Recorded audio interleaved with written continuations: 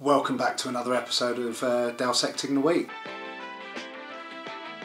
What a week it's been. Not quite as crazy as last week where we had the first couple of stages of the tour. Things have, even though it's been intense, things have settled down a bit, which is kind of expected. And I think with those first couple of days there is something to be said for an opening time trial in the Tour de France, just to spread everyone out. It's a common thing in road racing where stage one, if it's a road race, everyone is fresh, everyone has an eye on taking the race lead, and if it's a sprint finish, everyone becomes a sprinter. Every single person, people that have never sprint before, become a sprinter. So those first stages are very stressful, and then the Tour de France, that's dialed up another like 74 levels of stress. Stage 9, Ben O'Connor won it, threw himself into second place on GC by quite a large margin to third, but also a significant margin to Pogacar. High profile exits from the Tour de France. Mathieu van der Poel, I thought either Mathieu van der Poel was either going to win the Tour de France or he was going to, like the minute he was out of yellow jersey, leave it to focus on Olympic mountain bike, because he has a pidcock shaped problem to deal with in Tokyo. The others, there was some DNFs like Tim Merlier, so it was a bad day for Alpecin Fenix, but Tim Merlier could do what Caleb Ewan set out to do this year. If he lines up for the Vuelta, he could win stages in every single Grand Tour in a single year, which I don't know if that's ever been, it probably has been done, I don't know if that's ever been done. And I'd imagine there'll be some people saying, well, but he didn't finish the Giro, he didn't finish the Tour, whether or not he finishes the Vuelta. But Grand Tour stage win's a Grand Tour stage win. Generally, if you win one of them, nobody really remembers what happens to the rest of it. So there's a few other high profile exits. There was Nance Peters, who won a stage a year ago, Jasper de Boist, Stefan de Bod, Arnaud Demar, and his lead-out man Jacopo Guarani, so that's a huge blow for France de Giro. Unfortunately for me, the saddest outside time limit was Nick de Lamini, who is the first black South African to compete in the Tour de France. It'll be a blow for him to not finish it, but he's already made history just by lining up on the start line and showing that what dimension data or Assos Quebecer have done is working, and it's something that is, it's a project that's working, and it's an ongoing project, and Nick's the first, but I think, he won't be the last, and I'm sure he'll want to be back and want to get to Paris next time. We'll also talk about the Giro Giro Don, which has been, I was going to say dominated by SD Works, but actually the fact that Trek Segafredo won the opening team time trial, to win a team time trial takes a monumental team effort, and Trek Segafredo won it and SD Works did not. However, since the opening team time trial, SD Works have more or less dominated. They got 1, 2, 3 on the mountaintop stage. Van der Breggen then extended her lead in the individual time trial. Yeah, and they occupy top 3 places as of recording this. We'll roll into Hero of the Week. First candidate is Lucas Posselberger, who is a good friend of Chanel and mine. We don't talk much, we mostly just exchange cat memes. And he did what we all, on a rainy day of the Tour de France, want to do, is instead of a jacket and a hat and all of that, Lucas just got a brolly from a fan. Or I think it was staged by the team, because there was a very good camera ready minutes after the brolly, so I think this was something that was planned. Nevertheless, made for very entertaining viewing at the Tour de France. Pogacar is another candidate, because, now you're probably thinking there, why is he not winning, or why is he not going to win it? He decimated the time trial, and so he won it last week. So since then he's been very controlled, I think what makes Pogacar good is how relaxed he seems. Riders that are very tense, very nervous, that's a lot of energy expenditure. I don't think Pogacar expends any energy in being nervous or worried. He just seems, for someone so young, he seems incredibly chilled out whilst leading the biggest bike race on the planet. It'll be interesting to see how the next couple of weeks play out. Like, you gotta say, everyone's now racing for second place. He's just leading by just how dominant he is, it has got to make everyone think, right now, there's nothing we can do. But it's the Tour de France, it's a very long race, a lot happens, and you know, it's still a long way to Paris. Next up, SD Worx, who we mentioned before, just for their domination of the Giro at the moment. You know, very much strength and depth. On the mountaintop finish, they placed 1, 2, 3. Mighty impressive. And then Van der Breggen's TT even more so. And hats off to her for a mountain TT and still taking the TT bike. Similarly to SD Worx, Quick-Step are going in this week because of what they've done with Cavendish. And you know, Cavendish was a winner at Quick-Step last time round. He then went to Didata in Bahrain, and for one reason or another things didn't work out. He's back into Quick-Step, and they've given him his confidence back, they've given him opportunities, they've, by the sounds of things, put no pressure on him whatsoever. 3 stages of the Tour de France so far, closing in on that Eddy Merckx record, which he will not talk about, which is hilarious because it's all anyone else wants to talk about. You know, he's looking pretty good. And his lead-out train, absolutely phenomenal. Almost good as our lead-out train in Turkey. I'm going to say stakes, or the competition for Dominator and lead-out, a little harder in the Tour de France than the Tour of Turkey, but to get inside 1k to go at the Tour, still with 3 riders in front of you.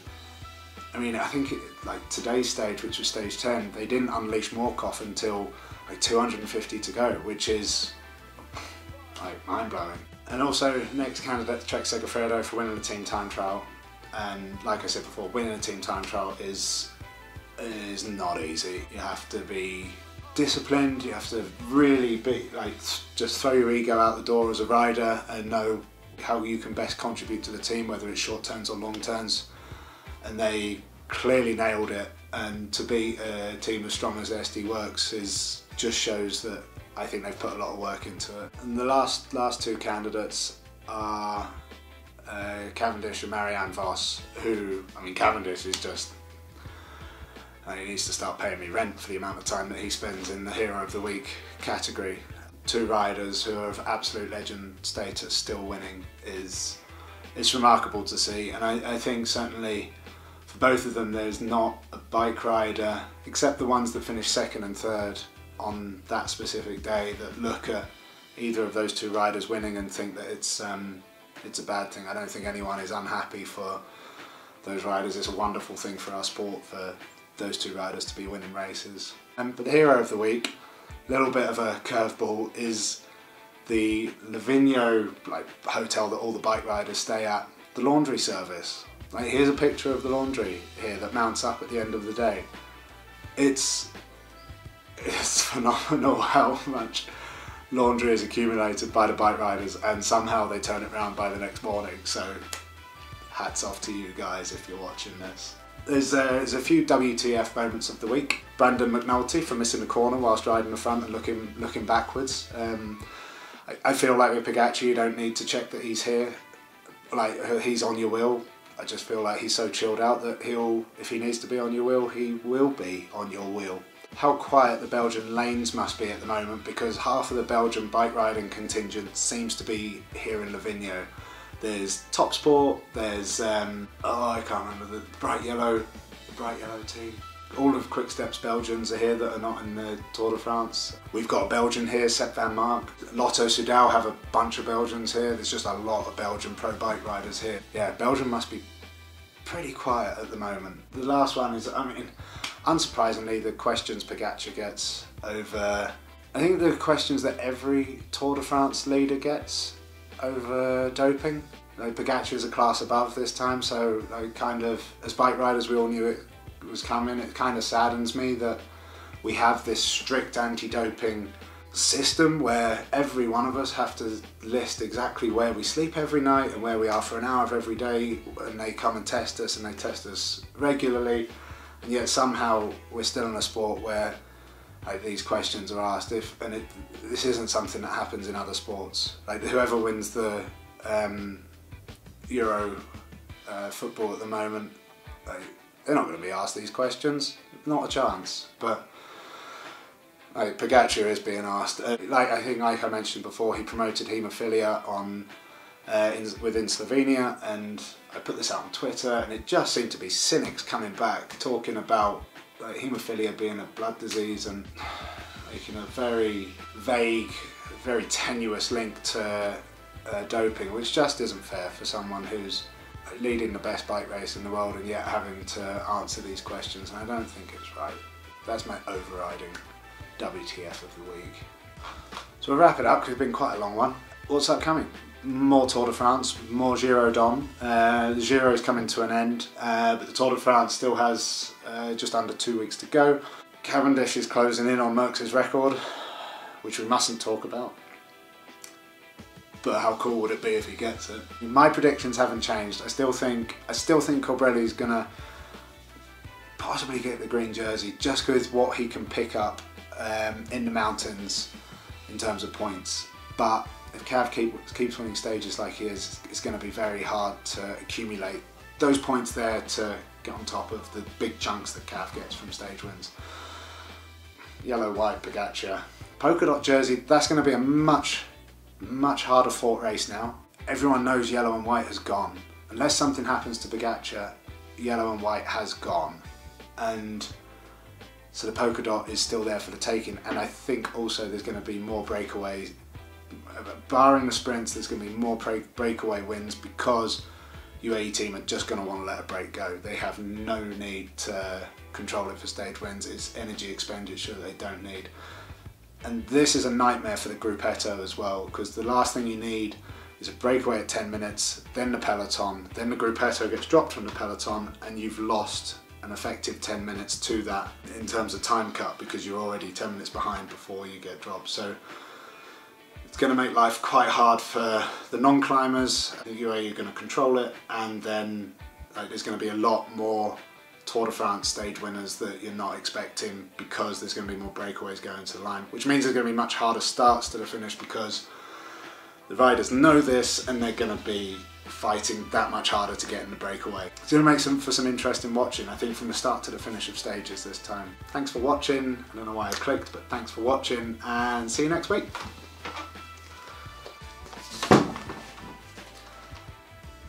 I changed my mind. I think Cav's going to win the green jersey. I think Colbrelli's going to put up a big fight, Matthews as well, but ultimately just educating myself on the amount of points you get for a stage win compared with the intermediates. Whilst the intermediates are important, I think Cav is, whilst he keeps racking up stage wins, just he's going to be ahead. So yeah, I changed my mind. Sorry, Sonny. I'm Team Cav now.